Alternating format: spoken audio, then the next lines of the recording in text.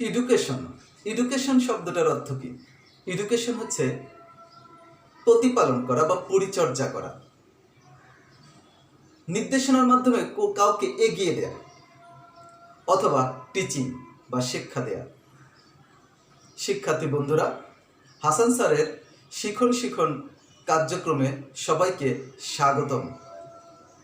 শিক্ষার্থী বন্ধুরা, হাসান স্যারের বায়োলজি ক্লাসে তোমাদের অংশগ্রহণ করার জন্য এবং স্বতঃস্ফূর্তভাবে অংশগ্রহণ করার জন্য হাসান স্যারের পক্ষ থেকে তোমাদেরকে এবং তোমাদের অভিভাবকদেরকে অভিনন্দন, স্বাগতম জানাই। শিক্ষার্থী বন্ধুরা, আমরা আজকে আরেকটি নতুন ক্লাসে অংশগ্রহণ করব।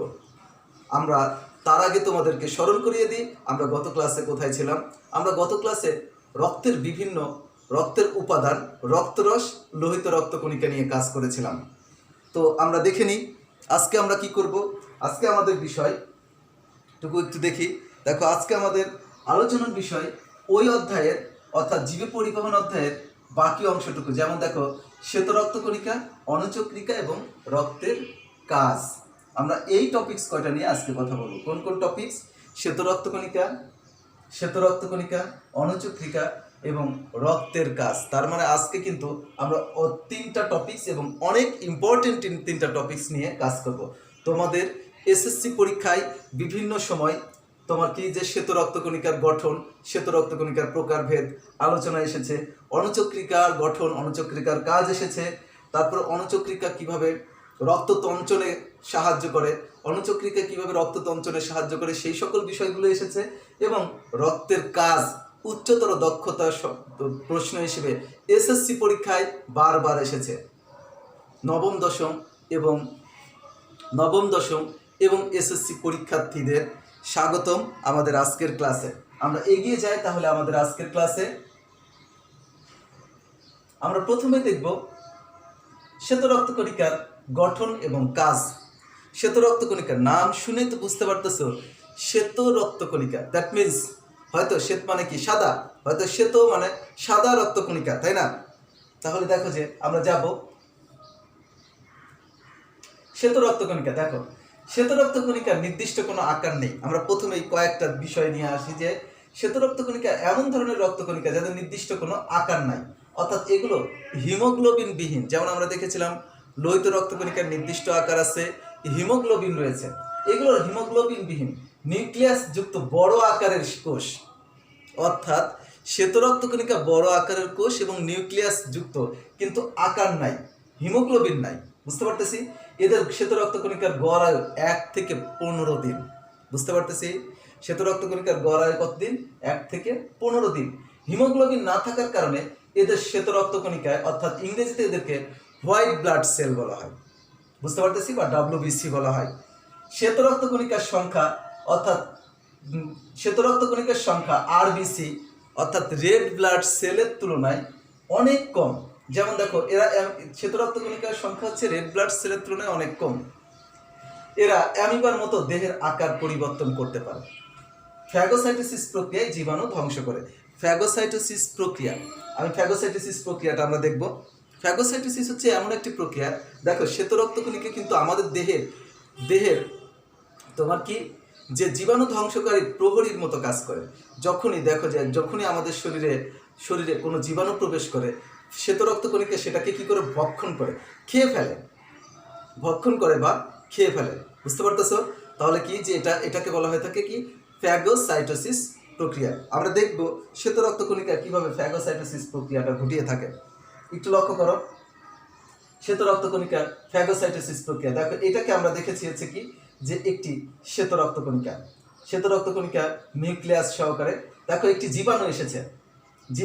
জীবাণু আসার পরে শ্বেত রক্তকণিকা কি করেছে? তার নিজের আকার আকৃতি পরিবর্তন করে জীবাণুকে দেহের অভ্যন্তরে নিয়ে দেহের মধ্যে হজম করে ফেলেছে। এই প্রক্রিয়াই হচ্ছে কি? ফ্যাগোসাইটোসিস প্রক্রিয়া। আশা করি বুঝতে পেরেছ। এরপরে দেখো যে শ্বেত রক্তকণিকাগুলো রক্তরসের মধ্যে নিজেরাই চলতে পারে। আরো কিছু বৈশিষ্ট্য লক্ষ্য করো যে শ্বেত রক্তকণিকা রক্তরসের মধ্যে নিজেরাই চলতে পারে। কারণ কি? এরা নিজেদের আকার আকৃতি পরিবর্তনের মাধ্যমে আকারাকৃতি পরিবর্তনের মাধ্যমে নিজেরাই রক্ত রসের মধ্যে দিয়ে চলাচল করতে পারে। রক্ত জালিকার প্রাচীর ভেদ করে টিস্যুর মধ্যেও প্রবেশ করতে পারে। মানে টিস্যুর মধ্যে কি রক্ত জালিকার প্রাচীর ভেদ করে এই শ্বেত রক্ত কণিকাগুলো কোষের মধ্যেও প্রবেশ করতে পারে। দেহের বাইরের জীবাণু দ্বারা আক্রান্ত হলে দ্রুত শ্বেত রক্ত কণিকার সংখ্যা বৃদ্ধি ঘটে। অর্থাৎ আমাদের দেহের বাইরে যখন কোনো জীবাণু দ্বারা আক্রান্ত হয় তখন খুব দ্রুত শ্বেত রক্ত কণিকার সংখ্যা বৃদ্ধি ঘটে। মানব দেহে প্রতি ঘন মিলিমিটার রক্তে অর্থাৎ প্রতি কিউবিক মিলিমিটার রক্তে 4 থেকে 10,000 শ্বেত রক্ত কণিকা থাকে। অসুস্থ মানব দেহের সংখ্যা আরও বেড়ে যায়। মনে রাখতে হবে, অসুস্থ দেহে এদের সংখ্যা আরও বেড়ে যায়। স্তন্যপায়ীদের রক্তকোষে শুধুমাত্র রক্তকোষগুলোর মধ্যে শুধু শ্বেত রক্ত কণিকায় ডিএনএ থাকে। বুঝতে পারতেছি? কাদের? স্তন্যপায়ী, অর্থাৎ এই যে মানুষ যেমন স্তন্যপায়ীদের রক্তকোষগুলোর মধ্যে শুধুমাত্র শ্বেত রক্ত কণিকায় ডিএনএ থাকে। কারণ কি? নিউক্লিয়াস থাকে। বুঝতে পারতেছ? এরপরে আমরা আসবো শ্বেত রক্ত কণিকার প্রকারভেদ। গুরুত্বপূর্ণ একটা প্রয়োগের প্রশ্ন, শ্বেত রক্ত কণিকার প্রকারভেদ বর্ণনা করো। পরীক্ষায় বহুবার এসেছে শিক্ষার্থী বন্ধুরা। তাহলে দেখবে যে দেখো যে শ্বেত রক্ত কণিকার প্রকারভেদ, আমরা যাই শ্বেত রক্ত কণিকার প্রকারভেদে। কয় প্রকার? দেখো, গঠনগতভাবে এবং সাইটোপ্লাজমে দানার উপস্থিতির ভিত্তিতে শ্বেত রক্ত কণিকার সাইটোপ্লাজমে দানার উপস্থিতি আর অনুপস্থিতি এবং গঠনগতভাবে উপস্থিতি ও অনুপস্থিতির ভিত্তিতে শ্বেত রক্ত কণিকাকে 2 ভাগে ভাগ করা হয়েছে। একটা হচ্ছে দেখো অ্যাগ্রানুলোসাইট আর একটা হচ্ছে গ্রানুলোসাইট। অ্যাগ্রানুলোসাইট মানে হচ্ছে দানাবিহীন শ্বেত রক্ত কণিকা আর দানাযুক্ত শ্বেত রক্ত কণিকা। তাহলে শ্বেত রক্ত কণিকা কয় ধরনের? আমরা 2 ধরনের দেখলাম, অ্যাগ্রানুলোসাইট এবং গ্রানুলোসাইট। এই 2 ধরনের শ্বেত রক্ত কণিকা আমরা দেখে থাকি।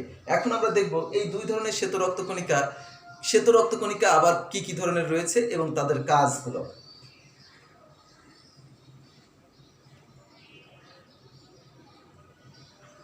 প্রথমে দেখো অ্যাগ্রানুলোসাইট। আমরা প্রথমেই অ্যাগ্রানুলোসাইট দেখি। দেখো, এই ধরনের শ্বেত রক্ত কণিকায় সাইটোপ্লাজম দানাহীন ও স্বচ্ছ। আমরা অ্যাগ্রানুলোসাইটের কথা বলছিলাম যে অ্যাগ্রানুলোসাইট হচ্ছে দানাহীন এবং স্বচ্ছ। অ্যাগ্রানুলোসাইট শ্বেত রক্ত কণিকা আবার কয় রকমের? 2 রকমের, যথা লিম্ফোসাইট ও মনোসাইট। বুঝতে পারতেছি? অ্যাগ্রানুলোসাইট শ্বেত রক্ত কণিকাকে আবার 2 ভাগে ভাগ করা হয়েছে, একটা হচ্ছে লিম্ফোসাইট এবং অন্যটা হচ্ছে মনোসাইট। দেহের লিম্ফ নোড, টনসিল, প্লিহা ইত্যাদি অংশে এরা তৈরি হয়। কি কি অংশে? লিম্ফোসাইটটা তৈরি হয় লিম্ফ নোড, টনসিল, প্লিহা ইত্যাদি অংশে লিম্ফোসাইট তৈরি হয়। লিম্ফোসাইটগুলো বড় নিউক্লিয়াস যুক্ত ছোট কণিকা। একটু লিম্ফোসাইট দেখে নি একটা। লিম্ফোসাইট একটু খেয়াল করো, লিম্ফোসাইট বড় নিউক্লিয়াস যুক্ত ছোট কণিকা। দেখো, লিম্ফোসাইটগুলো বড় নিউক্লিয়াস যুক্ত ছোট কণিকা। মনোসাইট ছোট ডিম্বাকার এবং বৃক্কাকার নিউক্লিয়াস বিশিষ্ট বড় কণিকা। এবারে একটু মনোসাইটটা দেখো। দেখো, মনোসাইটের নিউক্লিয়াস আবার ছোট। দেখো, মনোসাইট কি? মনোসাইট ছোট ডিম্বাকার ও বৃক্কাকার নিউক্লিয়াস বিশিষ্ট বড় কণিকা। লিম্ফোসাইট অ্যান্টিবডি গঠন করে। অর্থাৎ লিম্ফোসাইট কি করে? লিম্ফোসাইটের কাজ হচ্ছে অ্যান্টিবডি গঠন করা এবং এই অ্যান্টিবডির দ্বারা দেহে প্রবেশ করা জীবাণু ধ্বংস করে। কে? লিম্ফোসাইট। বুঝতে পারতেছি? লিম্ফোসাইট হচ্ছে কি? জীবাণু ধ্বংস করে, অ্যান্টিবডি তৈরি করে। আর মনোসাইট কি করে? দেখো, এবং এভাবে দেহে রোগ প্রতিরোধ ক্ষমতা বৃদ্ধি করে। মনোসাইটের যেহেতু নিউক্লিয়াস ছোট, ফলে সে কি করে? ফ্যাগোসাইটোসিস প্রক্রিয়ায় জীবাণু ভক্ষণ করে থাকে। আশা করি অ্যাগ্রানুলোসাইট বুঝতে পেরেছ যে অ্যাগ্রানুলোসাইটকে 2 ভাগে ভাগ করা হয়েছে। অর্থাৎ এই অ্যাগ্রানুলোসাইট অর্থাৎ তোমার এই শ্বেত রক্ত কণিকাগুলোর সাইটোপ্লাজম দানাহীন, দানা নাই। এরা হচ্ছে এদেরকে 2 ভাগে ভাগ করা হয়েছে, একটা হচ্ছে লিম্ফোসাইট আর একটা হচ্ছে মনোসাইট। লিম্ফোসাইট বড় নিউক্লিয়াস যুক্ত ছোট কণিকা, যারা কি করে? লিম্ফোসাইট হচ্ছে অ্যান্টিবডি তৈরি করে জীবাণুকে ধ্বংস করে। আর মনোসাইট হচ্ছে ছোট নিউক্লিয়াস যুক্ত বড় কণিকা। এরা কি করে? এরা হচ্ছে ফ্যাগোসাইটোসিস প্রক্রিয়ায় জীবাণু ভক্ষণ করে। আশা করি শিক্ষার্থী বন্ধুরা অ্যাগ্রানুলোসাইট বুঝতে পেরেছ। এবার আমরা যাব গ্রানুলোসাইট।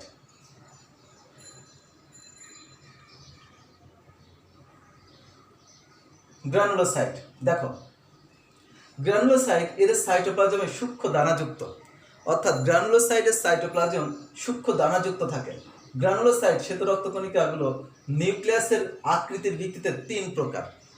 গ্রানুলোসাইটের শ্বেত রক্তকণিকার নিউক্লিয়াসের আকৃতির ভিত্তিতে তিন প্রকার: নিউট্রোফিল, ইউসিনোফিল, বেসোফিল। একটু তিনটাই দেখে নিই।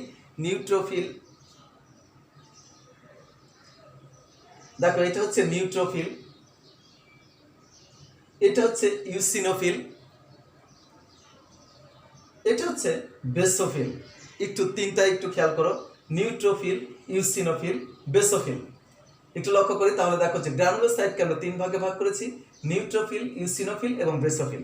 নিউট্রোফিল কি করে? দেখো নিউট্রোফিল ফ্যাগোসাইটোসিস প্রক্রিয়ায় জীবাণু ভক্ষণ করে। বুঝতে পারতেছি? নিউট্রোফিল ফ্যাগোসাইটোসিস প্রক্রিয়ায় জীবাণু ভক্ষণ করে। ইউসিনোফিল এবং বেসোফিল হিস্টামিন নামক রাসায়নিক পদার্থ নিঃসরণ করে। এরা দুজন আবার কি করে? হিস্টামিন নামক রাসায়নিক পদার্থ। আর তার আগে বলি, গ্রানুলোসাইট এর সাইটোপ্লাজম সূক্ষ্ম দানাযুক্ত। দেখো সাইটোপ্লাজমে দানা রয়েছে, দেখেছো? তিন প্রকার: নিউট্রোফিল, ইউসিনোফিল, বেসোফিল। নিউট্রোফিল হচ্ছে ফ্যাগোসাইটোসিস প্রক্রিয়ায় জীবাণু ধ্বংস করে। তারপরে ইউসিনোফিল আর বেসোফিল এই দুটা কি করে? হিস্টামিন নামক রাসায়নিক পদার্থ নিঃসৃত করে, যা নিঃসৃত করে দেহে অ্যালার্জি প্রতিরোধ করে। বুঝতে পারতেছি? হিস্টামিন নামক রাসায়নিক পদার্থ নিঃসৃত করে এই দুটা কি করে? দেহে অ্যালার্জি প্রতিরোধ করে, আবার বেসোফিল হেপারিন নিঃসৃত করে। হেপারিন হচ্ছে এমন একটা পদার্থ যে পদার্থের উপস্থিতির জন্য আমাদের রক্তনালীর মধ্যে রক্ত জমাট বাঁধে না। বুঝতে পারতেছি? তাহলে দেখো যে সেই রকম একটা পদার্থ, অর্থাৎ হেপারিন নিঃসৃত করে রক্তকে রক্তবাহিকার ভিতরে জমাট বাঁধতে বাধা দেয়। বুঝতে পেরেছ?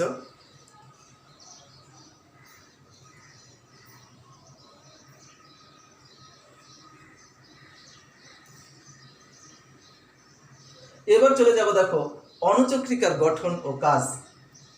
অণুচক্রিকা কি, বা অণুচক্রিকার গঠন এবং কাজ। লক্ষ্য করো, ইংরেজিতে এদেরকে কি বলে? ইংরেজিতে এদেরকে বলে প্লেটলেট। অণুচক্রিকার গঠন এবং কাজ ইংরেজিতে এদেরকে বলে কি? প্লেটলেট। এগুলো গোলাকার, ডিম্বাকার অথবা রডের আকারের হতে পারে। তবে একটা বিষয় খেয়াল করো, অণুচক্রিকা কিন্তু আসলে আমরা বলে থাকি যে কিছু বিচ্ছিন্ন অংশ, কিন্তু গুরুত্বপূর্ণ কাজ করে। দেখো এদের সাইটোপ্লাজম দানাদার এবং সাইটোপ্লাজমে কোষ অঙ্গাণু, যেমন কি মাইটোকন্ড্রিয়া, গোলগি বস্তু, কিন্তু নিউক্লিয়াস থাকে না। মাইটোকন্ড্রিয়া থাকে, গোলগি বস্তু থাকে, কিন্তু নিউক্লিয়াস থাকে না। অনেকের মতে অণুচক্রিকাগুলো সম্পূর্ণ কোষ নয়। অণুচক্রিকাগুলো সম্পূর্ণ কোষ নয়। এগুলো কি? দেখো যে অণুচক্রিকাগুলো বলা হয় অস্থিমজ্জার বৃহদাকার কোষের ছিন্ন অংশ। অর্থাৎ অনেকের মতে কি? অণুচক্রিকাগুলো হচ্ছে অস্থিমজ্জার বৃহদাকার অংশের ছিন্ন অংশ। অণুচক্রিকাগুলো গড় আয়ু কত? 5 থেকে 10 দিন। অণুচক্রিকা বাসে কয়দিন? তাহলে অণুচক্রিকা বাসে হচ্ছে 5 থেকে 10 দিন। তারপরে দেখো যে পরিণত মানবদেহে প্রতি ঘনমিটারে পরিণত মানবদেহে প্রতি ঘন মিলিমিটার রক্তে অণুচক্রিকার সংখ্যা প্রায় 2.5 লাখ। অর্থাৎ সংখ্যাও কিন্তু যথেষ্ট।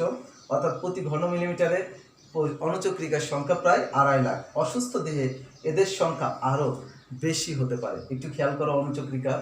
যেমন দেখো অণুচক্রিকার আকার পরিবর্তন। অণুচক্রিকা কিন্তু এরকম ছিন্ন অংশ, অর্থাৎ বলা হয় অস্থিমজ্জার বৃহদাকার অংশের ছিন্ন অংশ এরকম, এবং যারা কি হয় নিজেদের আকার আকৃতি পরিবর্তন করতে পারে। আশা করি অণুচক্রিকার গঠন কাজ বুঝতে পেরেছ। এবার দেখো ভেরি ইম্পর্টেন্ট একটি টপিকস আমরা কথা বলবো। ভেরি ইম্পর্টেন্ট একটা টপিকস। সেটা দেখো যে অণুচক্রিকা কিভাবে রক্ততঞ্চনে বা জমাট বাঁধতে সাহায্য করে। এটা কিন্তু একটা প্রয়োগের প্রশ্ন, বহুবার আসে, বারবার পরীক্ষায় আসে। অণুচক্রিকা কিভাবে রক্ততঞ্চনে বা রক্ত জমাট বাঁধতে সাহায্য করে। প্রথমে দেখো আমরা একটু দেখে নিই। অণুচক্রিকার প্রধান কাজ হলো রক্ততঞ্চন বা রক্ত জমাট বাঁধা। আমরা জানি যে অণুচক্রিকা রক্ততঞ্চন বা রক্ত জমাট বাঁধতে সাহায্য করে। যখন কোনো রক্তবাহিকা বা কোনো টিস্যু আঘাতপ্রাপ্ত হয়, যখন কোনো স্থানে রক্তবাহিকা বা টিস্যু আঘাতপ্রাপ্ত হয় বা আঘাতপ্রাপ্ত হয়ে কেটে যায়, তখন সেখানকার অনুচক্রিকাগুলো সক্রিয় হয়ে ওঠে। তোমরা নিশ্চয়ই দেখেছো, আমাদের কোথাও হাত পা বা কোনো স্থানে কেটে গেলে সেখানে রক্ত বেরিয়ে রক্ত জমাট বেঁধে যায়। এই কাজগুলো করে কে? অনুচক্রিকা। এটা কিন্তু এতটাই গুরুত্বপূর্ণ কাজ, যদি জমাট না বাড়তো তাহলে কিন্তু অনর্গল, অর্থাৎ রক্ত বেরিয়েই যেত, একটানা রক্ত বেরিয়েই যেত। ফলে কি হতো? শরীরের রক্তের পরিমাণ কমে কোনো ব্যক্তি মারা যেত। বুঝতে পারতেছি? কিন্তু এই কাজ থেকে প্রতিরোধ করতেছে কি? কে? সে তোমার হচ্ছে অনুচক্রিকা। দেখো, যখন কোনো স্থানে কেটে যায়, ফেটে যায়, তখন সেই স্থানে অনুচক্রিকা সক্রিয় হয়ে ওঠে এবং অনিয়মিত আকারের ধারণ করে, অনিয়মিত আকারে ধারণ করে এবং থ্রম্বোপ্লাস্টিন নামক পদার্থ তৈরি করে। এই থ্রম্বোপ্লাস্টিন নামক পদার্থ তৈরি করে, এই পদার্থগুলো রক্তের প্রথম বিনকে থ্রম্বিনে পরিণত করে। কি করে? এই থ্রম্বোপ্লাস্টিন রক্তের প্রথম বিনকে থ্রম্বিনে পরিণত করে। থ্রম্বিন পরবর্তী সময়ে রক্তরসের প্রোটিন এবং ফাইব্রিনোজেনকে ফাইব্রিন জালকে পরিণত করে। তাহলে কি দেখতেছি? যে থ্রম্বিন পরবর্তী সময়ে প্রোটিন ফাইব্রিনোজেনকে ফাইব্রিন জালকে পরিণত করে রক্তকে জমাট বাঁধায় এবং রক্ততঞ্চন ঘটায়। তাহলে আমরা দেখলাম যে কিভাবে রক্ততঞ্চন ঘটতেছে। প্রথমে হচ্ছে যখন কোনো স্থান কেটে যায়, তখন সেখানকার অনুচক্রিকাগুলো অনিয়মিত আকার ধারণ করে এবং থ্রম্বোপ্লাস্টিন নামক পদার্থ তৈরি করে। সেই থ্রম্বোপ্লাস্টিনগুলো প্রোটিন প্রথম বিনকে থ্রম্বিনে পরিণত করে